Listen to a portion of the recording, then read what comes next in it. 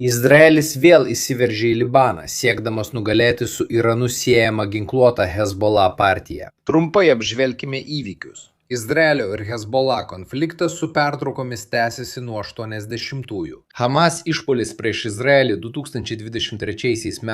spalį atnaujino kovas 2024 m.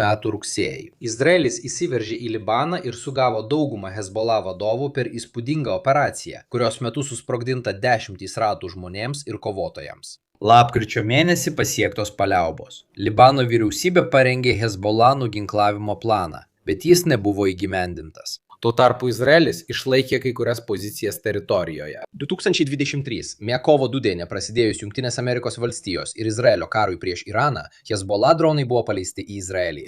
Izraelio ginkluotosios pajėgos per 2 savaites Libane, ypač pietuose ir Beirute, surengė beveik 400 atakų. Bombardavimų metu žuvo per 800 žmonių, o milijonas buvo priversti evakuotis iš namų. Paskutinis reikalauja gyventojų persikelti į šiaurę nuo Zarani upės, apie 50 km nuo Izraelio sienos. Operacijos Libano teritorijoje gali smarkiai apkrauti Izraelio ginkluotąsias pajėgas, kurios šiuo metu vis dar vykdo operacijas Gazoje, Libane ir žinoma prieš Iraną. Šiuo atveju rezultatas visada tas pats. Taktinė sėkmė, smūgiuojant priešų ginkluotei ir šalinant vadovybę, nebūtinai lemia strateginę sėkmę. Ypač kai tikslas visiškai pašalinti priešininką. Hezbollah simetrinė partizaninė kova klastinga, nes ši milicija įsitvirtinusi ir pasirengusi ilgai kovoti. Izraelio strategija gali būti trumpalaikiai smūgiai priešams, siekiant susilpninti jų puolimą.